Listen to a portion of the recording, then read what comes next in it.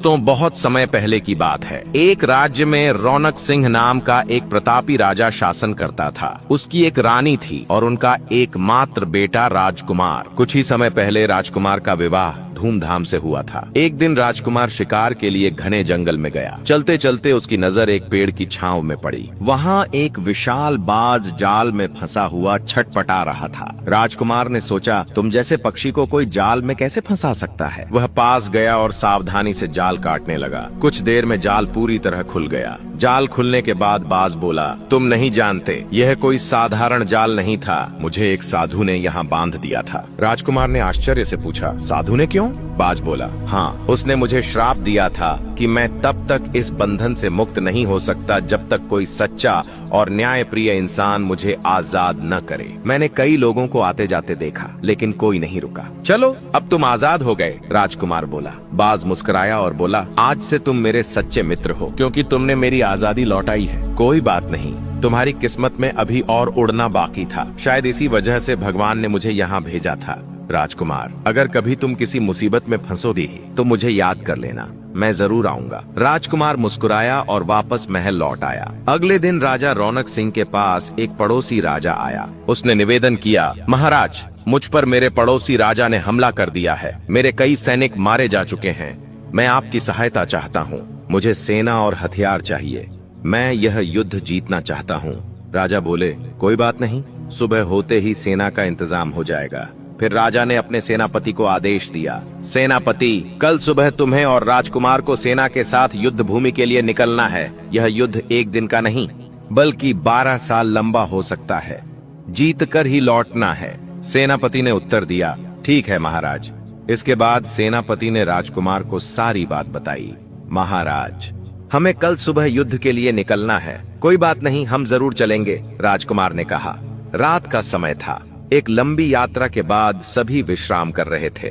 सेना अब भी युद्ध स्थल तक नहीं पहुंची थी। वहां तक पहुंचने में अब भी 2 दिन का सफर बाकी था। राजकुमार एक पुराने पेड़ के नीचे बैठा हुआ था। उसे नींद नहीं आ रही थी। उसी पेड़ की डाली पर एक तोता और मैना बैठे थे। तोता बोला, अरे मीठू, नींद नहीं आ रही क्या तुम्हें? मैना बोली, ओ चंची रानी, मुझे क्या नींद आए जब यह दुनिया सोई है और भाग्य जाग रहा है। चलो रहने दो मीठू जी, कुछ कहानी सुनाओ ताकि रात कटे। मैना बोली, कहानी नहीं चंची, आज तो सच सुनोगी। बहुत बड़ा अनर्थ हो गया है। नीचे लेटा राजकुमार यह सुनकर धीरे से चौकन्ना हो जाता है, पर आंखें बंद रखता है। मैना पूछती है, क्या हुआ मीठू? तोता बोला, जो हमारे नीचे लेटा है वह राजकुमार है। उसके भाग्य में एक ही बेटा था। अगर आज की रात वह महल में होता तो वही बेटा जन्म लेता, और अब उसकी झोली में राजपाट तो रहेगा, लेकिन गोद खाली रहेगी। यह सुनकर राजकुमार तुरंत उठ बैठता है। वह सेनापति को जगाता है और कहता है, सेनापति, उस तोते और मैना ने कहा कि अगर मैं आज रात महल में होता तो मेरा पुत्र जन्म लेता। अब शायद वह कभी नहीं होगा। दोनों कुछ पल मौन रहते हैं। तभी सेनापति कुछ याद करते हुए कहता है, महाराज, क्या आपको याद है, एक बार आपने एक बाज को जाल से बचाया था। उसने वादा किया था कि जब भी आपको जरूरत हो वह जरूर आएगा। राजकुमार चिंतित होकर कहता है, सेनापति, वह तो एक पक्षी है। वह मुझे इतनी दूर, इतनी जल्दी महल तक कैसे पहुंचा सकता है? सेनापति गंभीर होकर उत्तर देता है, यह बात पक्षी की नहीं है महाराज, यह उस वचन की है जो दिल से दिया गया था। एक बार प्रयास करके देखिए। राजकुमार आंखें बंद करता है और पूरे मन से बाज को याद करता है। तभी अचानक एक तेज रोशनी चमकती है और वही विशाल बाज सामने आ जाता है। मित्र, मुझे याद किया तुमने। बताओ, किस संकट ने तुम्हें पुकारा है? राजकुमार बोला, मुसीबत तो है, लेकिन शायद यह तुम्हारे बस की बात नहीं। बाज बोला, ऐसा कौन सा काम है जो मैं अपने सच्चे मित्र के लिए न कर सकूं? राजकुमार धीरे धीरे पूरी बात बताता है, पुत्र के जन्म की बात, समय की सीमा और भविष्यवाणी के बारे में। बाज हंसते हुए कहता है, तो तुम रानी के पास पहुंचना चाहते हो? बस इतनी सी बात। चलो मेरी पीठ पर चढ़ो। मुझे यहाँ पहुँचने में 6 महीने लगे थे और तुम कह रहे हो कि अभी महल पहुँचा दूंगा। अपने पिता के धर्म का मान रखते हुए मेरी पीठ पर बैठो। राजकुमार हिचकिचाते हुए बाज की पीठ पर बैठता है। बाज उड़ान भरता है, पर कुछ देर बाद थकते हुए कहता है, महाराज, आपका वजन बहुत ज्यादा है, मैं थक गया हूँ। राजकुमार आश्चर्य से पूछता है, क्या कह रहे हो? अभी तो 5 मिनट ही हुए हैं। हम कहाँ पहुँचे हैं? आधा रास्ता पार हो चुका है। राजकुमार बोला, ऐसा करो कि मुझे वहीं ले चलो जहाँ से मुझे बैठाया था। बाज बोला, क्या बात करते हैं महाराज, अगर पीछे जा सकता हूँ तो आगे भी जा सकता हूँ। बाज तेजी से उड़ता है और महल पहुंचकर राजकुमार को महल की छत पर उतारता है। देखो मित्र, बाज बोला, औलाद की चाह में कहीं दिन न निकल जाए। सुबह होने से पहले वापस लौट आना। सेना अब भी सो रही है, उन्हें पता भी नहीं चलेगा। अगर सूरज निकल गया तो मैं तुम्हें वापस नहीं ले जा पाऊंगा। ठीक है, मैं जल्द लौटूंगा, राजकुमार बोला। राजकुमार धीरे धीरे रानी के कक्ष की ओर बढ़ता है। तभी उसे रानी की कही एक बात याद आती है, तुम्हारे बिना कोई और मुझे देख भी नहीं सकता, मैं एक पतिव्रता स्त्री हूँ। राजकुमार सोचता है, रानी को तो पता भी नहीं कि आज मैं आऊंगा।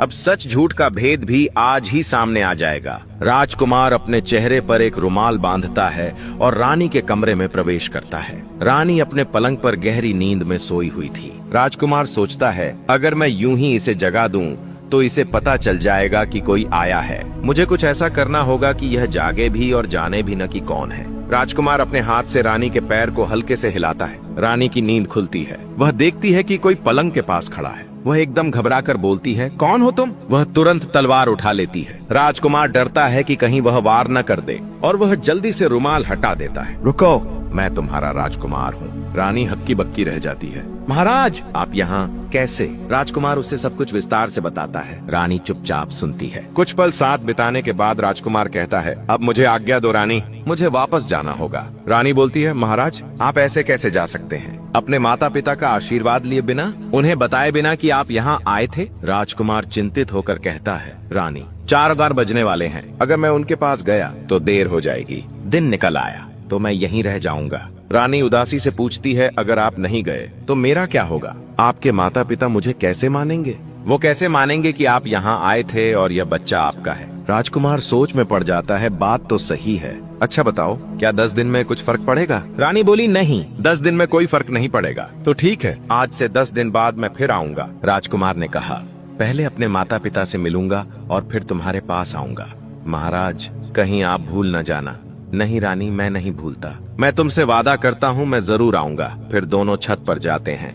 वहाँ बाज उनका इंतजार कर रहा होता है। बाज बोला, रानी साहिबा, आपके पति ने एक बार मेरी जान बचाई थी, बस उसी कारण आज मैं आपकी सहायता के लिए आया हूँ। रानी बोली, आपका बहुत बहुत धन्यवाद। बाज ने कहा, एक बात याद रखना, जो बेटा आपके गर्भ से होगा उसका नाम बाबूलाल रखना और रोज इस बच्चे के मुंह से एक हीरा निकलेगा, ठीक है? रानी सिर हिलाकर हामी भरती है। इतना कहकर बाज फिर से राजकुमार को पीठ पर बैठाता है और उसे लेकर उड़ जाता है। राजकुमार बाज के साथ वापस पहुंचता है। तब तक सुबह हो चुकी होती है। अब मैं आगे बढ़ता हूँ, बस 2 दिन का रास्ता बचा है। तीसरे दिन युद्ध शुरू हो गया। राजकुमार का सारा ध्यान अब युद्ध पर केंद्रित था। वह अपने किए गए वादे को भूल गया और 10वें दिन महल नहीं लौट सका। 10वें दिन रानी तैयार होकर राजकुमार की राह देखती है। आज मेरे स्वामी आएंगे, आज 10वां दिन है। घंटे बीतते जाते हैं, दिन ढलता है। रानी हर बार चौंक कर देखती है, अब आए, अब आए, पर राजकुमार नहीं आता। 1 सप्ताह और बीत जाता है, फिर 1 महीना। रानी अब निराशा में डूबने लगती है। रानी अकेली सोचती है, यही डर था मुझे। मैंने तो कहा था उनसे माता पिता से मिलकर ही जाना, पर उन्होंने मेरी एक भी बात न मानी। अब मेरी हालत खराब होती जा रही है। 3 महीने बाद रानी का गर्भ दिखने लगता है। दासियां फुसफुसाती हैं, यह क्या हो गया? राजकुमार को तो गए हुए 10 महीने हो गए। रानी अब उदास और अकेली है। वह बिस्तर पर बैठी हुई बेचैनी से सोचती है, अब और नहीं छुपाया जा सकता, मुझे रानी माँ को सब कुछ बताना ही पड़ेगा। संयोगवश उसी समय राजमाता महल में टहल रही होती हैं। जब वह रानी के कक्ष के पास से गुजरती हैं, तो उनकी नजर अचानक रानी पर पड़ती है, जो धीरे धीरे उठने की कोशिश कर रही होती है। राजमाता की आंखें रानी के पेट पर टिक जाती हैं। राजमाता चौंकते हुए बोलती हैं, यह कैसे हो सकता है? वह तेजी से भीतर जाती हैं। रानी उठकर चरण स्पर्श करने लगती है। राजमाता गुस्से में कहती हैं, रुको, ये तुमने क्या कर लिया? तुमने तो कुल की मर्यादा ही मिट्टी में मिला दी। मेरे बेटे को गए कई महीने हो गए हैं और तुम माँ बनने वाली हो। रानी कांपते हुए धीरे से कहती है, माँ, आपका बेटा यहाँ आया था, अब युद्ध में गए हुए मेरे बेटे को बदनाम करोगी? शर्म नहीं आती? मैं सच बोल रही हूँ। मैंने बहुत कहा था कि आपसे मिलकर जाइए, पर वो नहीं गए। झूठ। अगर वो आता तो हमसे भी मिलता, सिर्फ तुमसे क्यों मिलता? यह सब तुम्हारा बनाया झूठ है। अब तुम्हें इसकी सजा मिलेगी। रानी माँ गुस्से में राजा के पास जाती हैं। महाराज, हमारे राजकुमार को गए 10 महीने हो गए और आपकी बहू ने अनर्थ कर दिया है। क्या कह रही हो रानी? राजा ने आश्चर्य से पूछा। जब मैंने पूछा कि बच्चा किसका है तो वह बार बार हमारे बेटे का ही नाम ले रही है। अब आप ही बताइए, क्या सिर्फ उसके कह देने भर से हम मान लें कि वह सच में आया था? अब यह बात किसी को न पता चले। इसे मौत की सजा दी जाए। चुपचाप इसे जंगल में फेंकवा दीजिए, जहाँ न कोई दीपक हो न इंसान। जानवर इसे खा जाएंगे और किसी को कुछ पता भी नहीं चलेगा। ठीक है, जो तुम कहो। अगली सुबह रानी के लिए एक सुंदर पालकी सजाई जाती है। बेटी, अब तुम इस पालकी में बैठ जाओ। यह तुम्हारे लिए आई है। जैसी आपकी आज्ञा पिताजी। मैं तो सच्ची हूँ, पर आज मेरा सच किसी काम नहीं आया। एक अंतिम इच्छा है मेरी। मेरे कक्ष में एक बांसुरी पड़ी है, कृपया मुझे वह दे दीजिए। ठीक है। राजा बांसुरी मंगवाते हैं और उसे सौंपते हैं। राजा सैनिकों से कहते हैं, इसे ऐसी जगह ले जाना जहां दिन में भी अंधेरा रहता हो और 12 कोस तक कोई दीपक न जले। इसके बाद सैनिक रानी को पालकी में बिठाकर जंगल की ओर चल पड़ते हैं। जंगल में पहुंचकर सैनिकों ने पालकी को एक बड़े पेड़ के नीचे रोका। आप लोगों का कोई दोष नहीं है। आप अपनी पालकी लेकर लौट जाइए। मेरे साथ जो होगा देखा जाएगा। सैनिक रानी को उतारकर चुपचाप लौट जाते हैं। रानी अकेली रह जाती है। वह अपने पास रखी बांसुरी उठाकर बजाने लगती है और फिर भगवान का नाम लेती है। हे भगवान, मैं तो सच्ची थी, फिर भी मेरे साथ ऐसा समय क्यों आ गया? रानी की बांसुरी की मधुर धुन जंगल में फैल जाती है। उसी समय पास ही से एक गरीब लकड़हारा गुजर रहा होता है, जिसका नाम कमलेश प्रसाद है। अरे, जंगल में कोई बांसुरी बजा रहा है। आवाज तो बड़ी मीठी है, जरा देखूं कौन है। वह आवाज की दिशा में बढ़ता है और रानी को देखकर चौंक जाता है।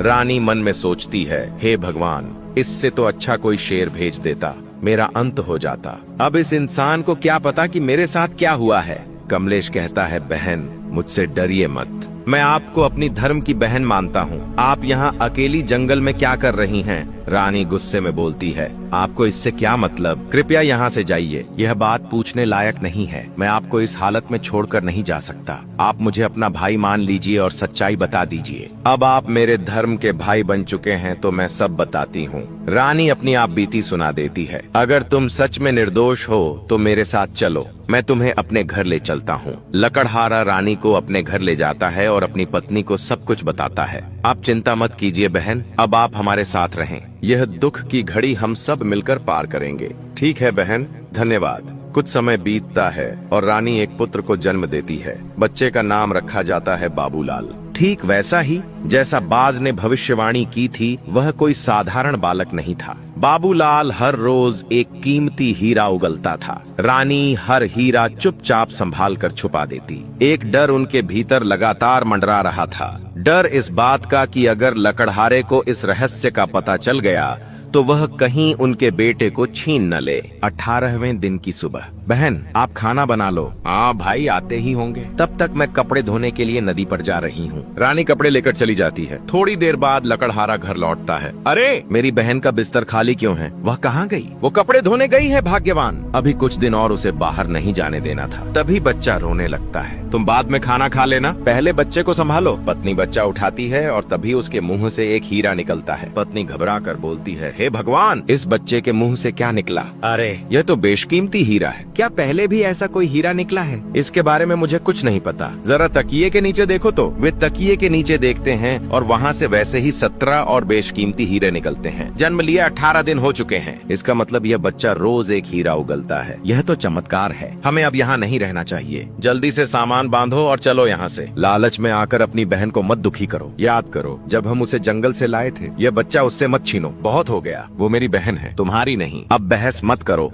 बच्चा उठाओ और चलो। दोनों बच्चा उठाकर घर से भाग जाते हैं। उधर नदी पर बैठी रानी को अचानक चिंता होती है। रानी खुद से कहती है, हे भगवान, आज तो मैंने बहुत बड़ी भूल कर दी। कहीं बच्चा रोने लगा हो और हीरा निकाल दिया हो। अब तो जल्दी से जल्दी घर पहुंचना होगा। रानी दौड़ते हुए घर लौटती है। वह अंदर घुसती है। घर सुनसान था, कोई नहीं था। रानी घबरा जाती है। बच्चा, भाई, भाभी सब कहाँ चले गए? हाँ, जरूर बच्चे ने हीरा उगल दिया होगा। भाई ने देख लिया होगा। अब वह उसे ले गया। वह बाहर ढूंढने निकलती है पर उसे चक्कर आता है और वह वहीं गिरकर बेहोश हो जाती है। आसपास खड़े लोगों ने रानी को उठाया, पानी पिलाया और पूछा, क्या हुआ बेटी? यह जो लकड़हारा है कमलेश प्रसाद और उसकी पत्नी मेरे बेटे को लेकर भाग गए हैं। चिंता मत करो बेटी, तुम्हारा बच्चा तुम्हें जरूर मिलेगा। वह कहीं भागकर जाएगा कहाँ, किसी न किसी जगह जरूर रुकेगा। गांव वालों ने रानी को दिलासा दिया। इसके बाद रानी ने अपनी बांसुरी उठाई और भटकती रही।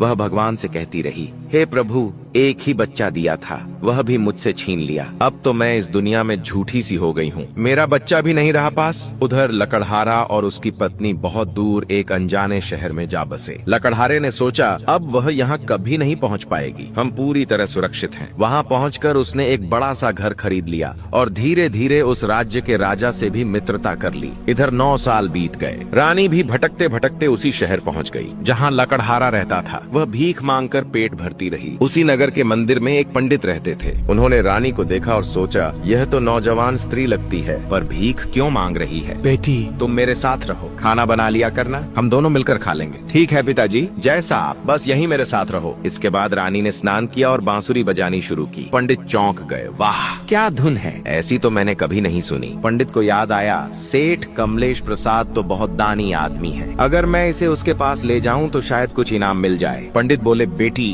तुम कमाल की बांसुरी बजाती हो, मेरे पास देने को कुछ नहीं है, पर एक हर प्रसाद नामक सेठ है, अगर तुम उसके दरवाजे पर बांसुरी बजाओ तो शायद वह प्रसन्न होकर तुम्हें कुछ दे दे। क्या वह यहीं का रहने वाला है या कहीं और से आया है? नहीं, उसे यहाँ आए हुए 9-10 साल ही हुए हैं। अब रानी को यकीन हो गया कि वही कमलेश प्रसाद है जिसने उसके बेटे को चुराया था। उसने सोचा, अगर बेटा लौट आए ना लौट आए, कम से कम मैं उसे देख तो लूंगी। इसके बाद पंडित जी और रानी कमलेश प्रसाद के घर की ओर चल दिए। मैं अब चलता हूँ, तुम इनाम लेकर आ जाना। ठीक है पिताजी। रानी ने बांसुरी बजानी शुरू की। घर के भीतर कमलेश प्रसाद और उसकी पत्नी बांसुरी की आवाज सुनते ही चौंक गए। यह वही धुन है, जंगल वाली, वह औरत वापस आ गई है। कमलेश प्रसाद ने नौकर को बुलाया और कहा, राजा के पास जाओ और कहो कि हमारे घर के बाहर एक डायन खड़ी है, उसे फौरन मरवा दिया जाए। नौकर राजा के पास गया और बात कह दी। राजा ने जल्लादों को आदेश दिया, जाकर उस डायन को पकड़ो और वहीं खत्म कर दो। कुछ ही देर बाद जल्लाद वहां आ पहुंचे। उन्होंने रानी को पकड़ लिया और घसीटते हुए मुर्दा घर की ओर ले गए। वे तलवार निकालकर दोनों ओर खड़े हो गए। रानी ने आंखें बंद की और भगवान को याद करने लगी। तभी एक तवायफ वहां आई और चिल्लाई, रुको, क्या हुआ? इसे क्यों मार रहे हो? राजा का आदेश है, यह डायन है। यह डायन नहीं है, कोई युवती है। मैं तुम दोनों को RS 2000 देती हूँ, बस इसे छोड़ दो। ठीक है, पर एक शर्त है, यह 1 साल तक किसी को नहीं दिखनी चाहिए। हम कह देंगे कि हमने इसे मार दिया। ठीक है, ये मेरा वादा रहा। अब चलो, मैंने तुम्हें छुड़वा लिया है। तुमने मुझे बचा तो लिया, पर अब मुझसे क्या कराओगी? कभी कभी शहर के बीच में तुम्हें नाचना होगा, फिर तो पैसे वापस ले लो। मैं एक पतिव्रता स्त्री हूँ, मैंने ऐसा काम कभी नहीं किया, न करूंगी। चिंता मत करो, 1 साल तक तुमसे कोई काम नहीं लिया जाएगा। बस मेरे साथ चलो। तवायफ रानी को अपने घर ले गई और एक कमरे में बैठा दिया। वहाँ एक तोता और एक मैना भी रहते थे। जब कभी तुम्हारा मन घबराए तो इनसे बात कर लिया करना, ये दोनों बहुत समझदार हैं। दिन बीतने लगे। एक दिन मैना ने रानी से पूछा, आप अपनी आप बीती सुनाओ ना, क्या हुआ था आपके साथ? रानी ने सब कुछ कह सुनाया, राजकुमार के वादे से लेकर जल्लादों के हाथों मरने तक की पूरी यात्रा। महीने और बीत गए। एक दिन तवायफ रानी से मिलने आई। मैंने सुना है तुम्हारे पास एक बांसुरी है। हाँ, मेरे पास है, तो एक बार मुझे बजाकर सुनाओ। रानी ने बांसुरी उठाई। जब वो धुन बजी, तवायफ की आंखें भर आईं, उसकी आत्मा तक भीग गई। मैं तुम्हें और 6 महीने की छुट्टी देती हूँ, बस एक शर्त है, मुझे यह बांसुरी रोज सुनाना। आप चाहो तो दिन में 2 बार सुन लीजिए माता, जैसे ही दिन निकले आप आ जाया कीजिए, मैं जरूर सुनाऊंगी। अब रोज रानी नहा धोकर बांसुरी बजाती और तवायफ सामने बैठकर सुनती। उधर 12 साल बाद राजकुमार ने युद्ध जीत लिया और अपनी सेना के साथ लौट रहा था। उसी शहर से होकर गुजर रहा था जहाँ रानी रह रही थी। तभी बांसुरी की वही आवाज सुनाई दी। राजकुमार के कान खड़े हो गए। यह तो वही धुन है जो मेरी रानी बजाया करती थी। सेनापति, मुझसे बहुत बड़ी भूल हो गई। क्या तुम्हें याद है जब मैं बाज पर बैठकर महल लौटा था? मैंने रानी से कहा था कि मैं 10 दिन में वापस आऊंगा, लेकिन मैं वह वादा भूल गया। अब 12 साल बीत चुके हैं, न जाने मेरी रानी किस हाल में होगी, पर यह बांसुरी की आवाज ये उसी की है, मैं पहचान सकता हूँ। सेना को यहीं रोक दो। सेनापति, तुम पता लगाओ कि यह बांसुरी की आवाज कहाँ से आ रही है। उधर बाबूलाल अब बड़ा हो चुका था। वह वह सोचता है चलो आज नगर में घूम आता हूँ, शायद कुछ नया देखने को मिले। सेनापति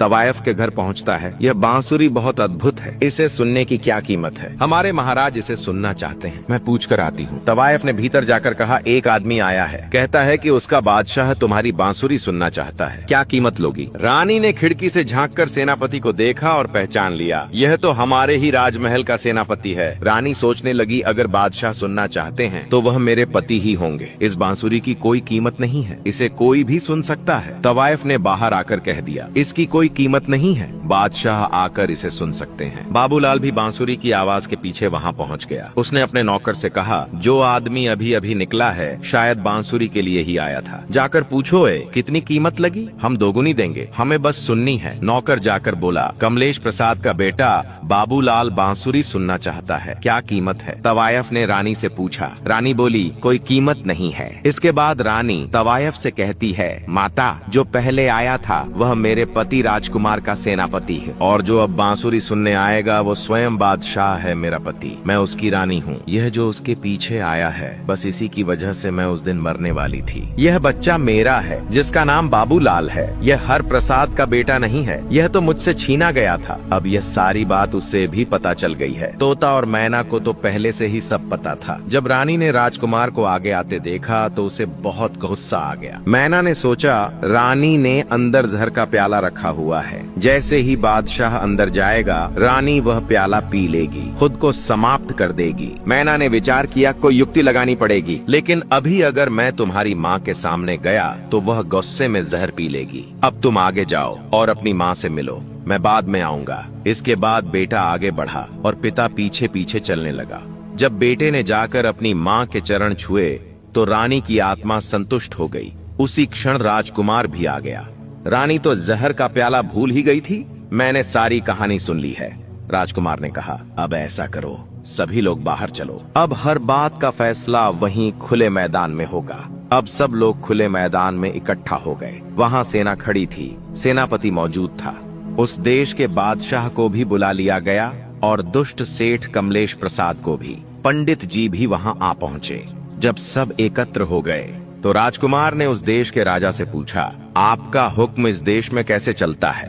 क्या आप सभी के साथ इंसाफ करते हैं? किसी के साथ बेइंसाफी तो नहीं होती? राजा ने गर्व से कहा, नहीं, इस देश में कोई बेइंसाफी नहीं होती, हर किसी को न्याय मिलता है। राजकुमार ने गंभीर स्वर में कहा, कुछ समय पहले इसी कमलेश प्रसाद ने एक नौकर भेजा था और कहा था कि उसके घर के बाहर एक डायन खड़ी है। तब आपने क्या फैसला किया? राजा बोला, उसे तो उसी दिन मरवा दिया गया था, और वो रानी जिसकी हत्या का आदेश आपने दिया था वह यही रानी है। आपने खुद आकर उसे देखना तक जरूरी नहीं समझा, सिर्फ सुनी सुनाई बातों पर उसे डायन कह दिया, झल्लाद भेज दिए। क्या यही है आपका न्याय? राजा का सिर शर्म से झुक गया। राजकुमार ने क्रोधित स्वर में आदेश दिया, झल्लादो, इस राजा को उसी जगह ले जाओ जहाँ उसने रानी को मरवाने का आदेश दिया था, और वहीं इसे दंड दो। झल्लाद राजा को पकड़ कर ले गए। इसके बाद राजकुमार ने पंडित जी को बुलवाया। पंडित जी डरते हुए आगे आए। राजकुमार बोले, डरिए मत पंडित जी, आप अपनी बात सच सच बताइए, यह रानी आपके पास कैसे आई? महाराज, पंडित जी बोले, मैंने इस रानी को अपनी बेटी बनाकर अपने पास रखा था। मुझे नहीं पता था कि वह दुष्ट सेठ इसके साथ ऐसा करेगा। मैंने तो सोचा था शायद इनाम मिल जाए, पर मेरे लिए यह धर्म की बेटी बनकर रही। राजकुमार बोले, ठीक है, आज से इस राज्य के मालिक आप होंगे।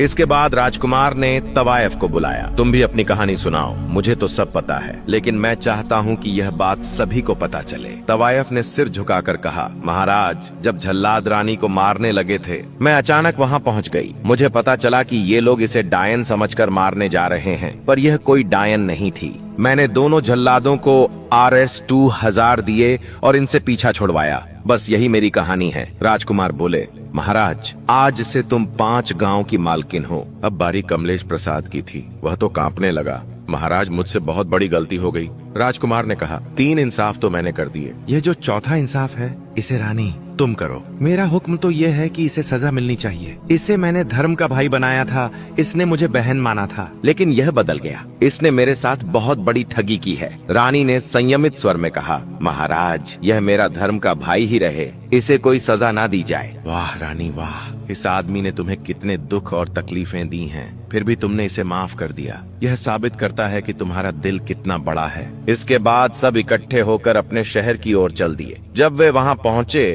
तो राजा और रानी को पता चला कि उनका बेटा युद्ध जीतकर वापस आ गया है। राजकुमार ने अपने पिता और माता के चरण स्पर्श किए। इसके बाद जब छोटी रानी उनके पैर छूने लगी तो बड़ी रानी बोली, पीछे हटो, तुम मेरे पास मत आओ। याद करो वो बात जब तुम्हें घर से निकाला था। राजकुमार बोला, माँ इसमें इसकी कोई गलती नहीं है, यह सारी गलती मेरी है। तुम्हारी गलती कैसे? मैंने 10वें दिन लौटने का वादा किया था। यह बच्चा मेरा है माँ, आपका पोता। आपने इसे घर से निकाल दिया सिर्फ इसलिए कि मैं एक रात आया था लेकिन आपसे मिलकर नहीं गया। अगर मैं आपसे मिलकर जाता तो आपको यकीन आ जाता। आपको यकीन नहीं आया और उसकी वजह से ना जाने इसे कितने दुख सहने पड़े। अच्छा बताओ तुम कैसे आए थे? मैं बाज पर बैठकर आया था। इतना सा पक्षी तुम्हें कैसे ला सकता है? यह रानी तुम्हें बहका रही है। मैं नहीं मानती। फिर कैसे मानोगी? अगर मेरी आंखों के सामने बाज तुम्हें उड़ाकर ले जाए और महल के ऊपर चक्कर लगवा दे तभी यकीन करूंगी। राजकुमार ने बाज को याद किया। बाज आया और बोला, क्या हुआ दोस्त, अब कौन सी मुसीबत आ गई?